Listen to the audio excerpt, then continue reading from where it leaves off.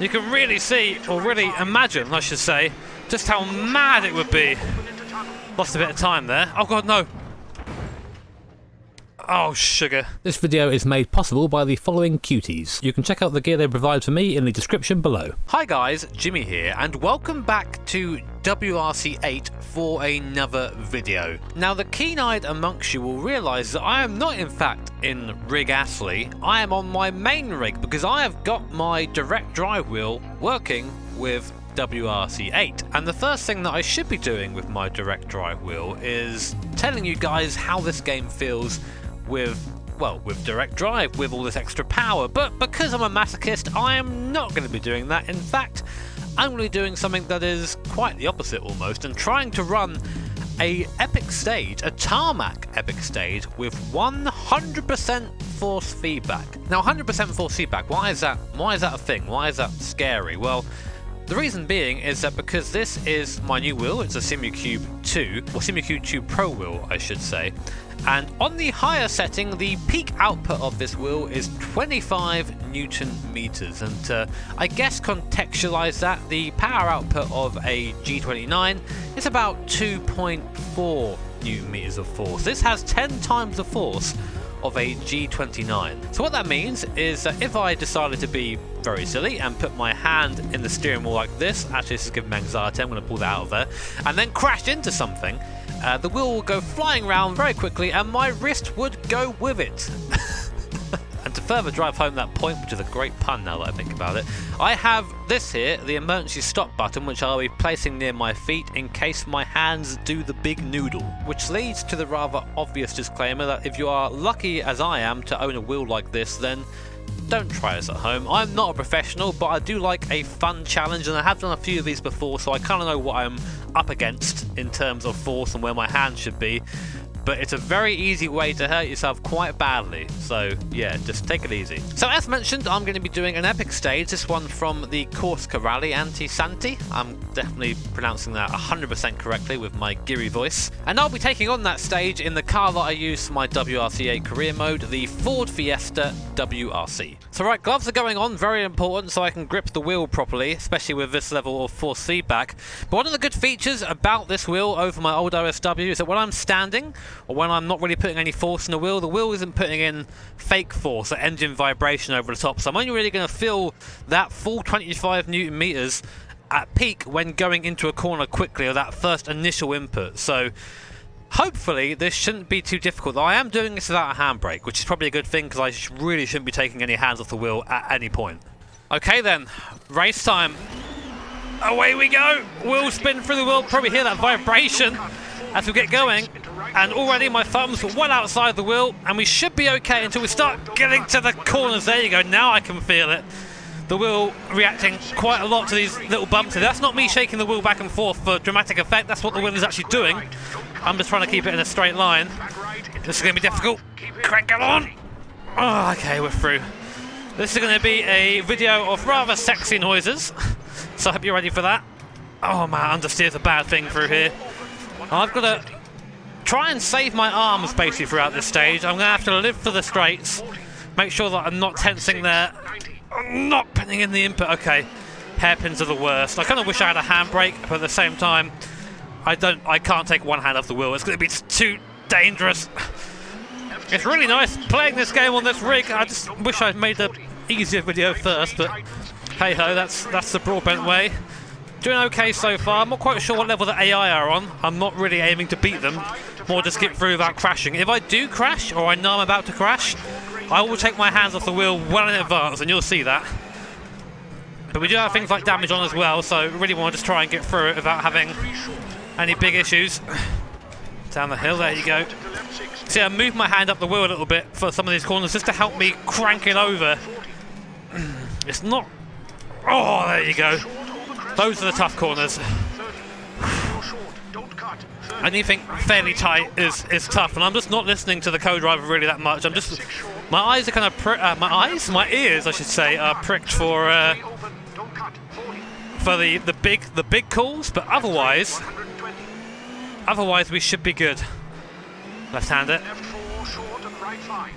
Going for the Jean Alesi death grip here, just so I can get a better way of turning the wheel. Because I've got my thumbs out the wheel, I can't use them to turn, so driving like this is actually a bit easier to get my arms behind it and get the car moving. Oh, this is a great workout, I tell you that.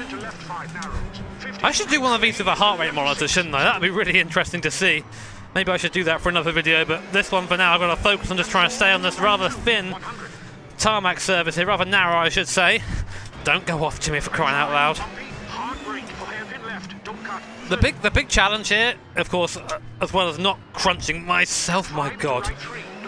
Can feel the wheel move on the rim almost. Yeah, it's just trying to carry some speed to the corners, because we're seeing I'm really slowing down because I can't get the wheel cranked over enough because of the forces that are pushing back against me. I don't think I've got the full whack of the 25 yet, but I'm definitely getting far more than is realistic. I get that asked a lot in these sort of videos, like, is that sort of force feedback realistic? No, it is definitely not. These cars are quite light to drive, they're quite easy to drive. You've got to drive them for a long period of time, and they're not going to be a hard thing to drive. Oh, all I say in that Group B would like to know your location. But yeah, this is not realistic at all. I just do this for the banter and to show off just how crazy some sim racing equipment really is. Oh, this is how I get swole, chat. I say swole. I'm a pale boy, but who cares? Easy.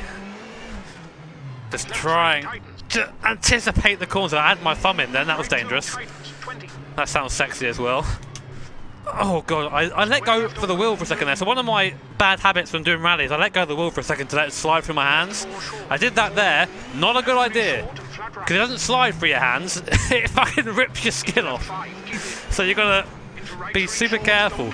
So for those maybe not familiar with what this wheel is, basically this sort of motor is used on things like garage doors, like industrial garage doors, and conveyor belts. Which doesn't sound that crazy, but when you figure the weight they have to move... Oh god. So I should have let go of the wheel then, but I didn't. I got brave. But yeah, consider the weight they have to move, and then you apply that to a fucking dweeb sim race with a steering wheel. You can really see, or really imagine, I should say, just how mad it would be. Lost a bit of time there. Oh god, no. Oh, sugar. Well, see, straight off the wheel there, because I knew that was gonna crunch, so I'll just let the thing reset us back to the circuit.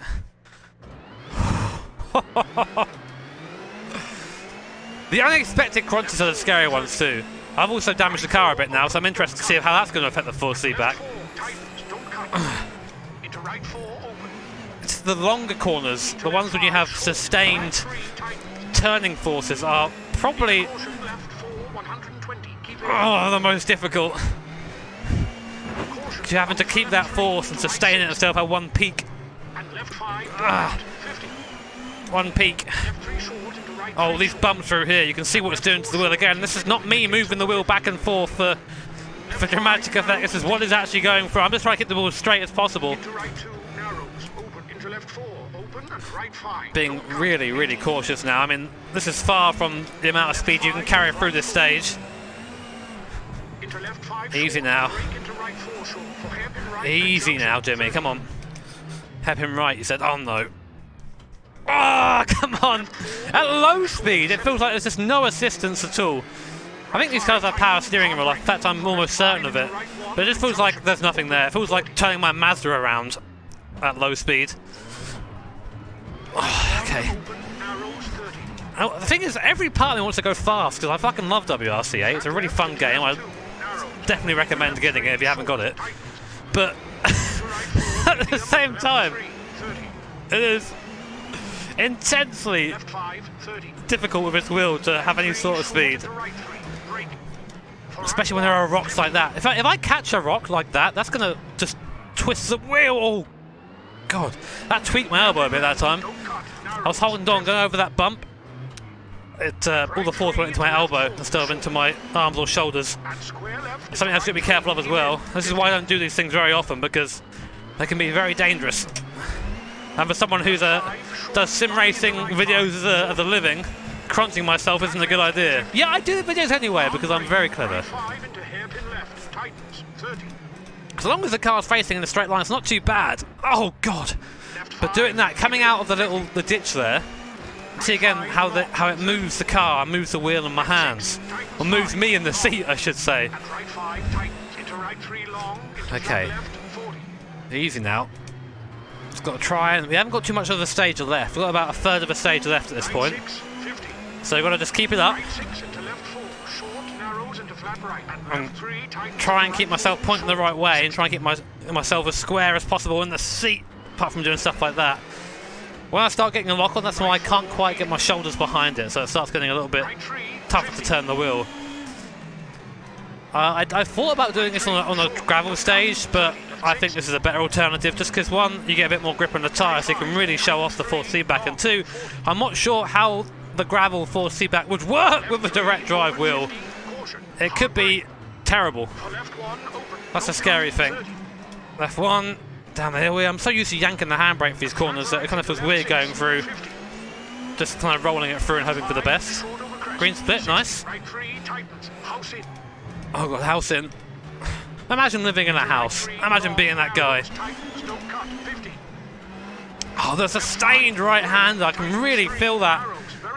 It's not pain, it's just when you arm pump, I think they call it, the guys who ride motocross or do karting. It's when you get the build up in your arms after a while. That's kind of what it feels like. It feels a little bit like karting, that sort of force. Apart from the peaks are much higher. Oh god, don't touch anything. That was actually my bones making that noise. There you go, come on. Jimmy, don't touch the walls. Do you want to die? Is that it? Do you want to feel the end? No! That was good timing. So again, hands well off the wheel there. I could have probably... No, I couldn't have saved that. You have to just go, yep, okay, that's it. I'm going to crash and get your hands off the wheel. That's very similar to real life racing there. So you could say that bit's realistic. The forces though... Yeah, it's like having a broken power steering. Almost. But maybe like times 1.5, times 2. Oh, get in there, you dirty slag. I love it.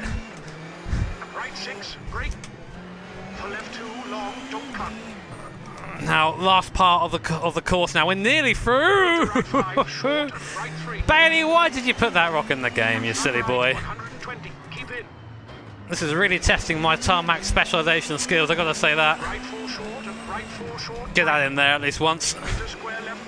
Beat a dead horse, PogChamp. Oh no. Over the rocks. I got really scared of the rocks there. Oh, come on, we're nearly there. We're nearly there. It's not going to be a time that sets the world on fire. Just my arms.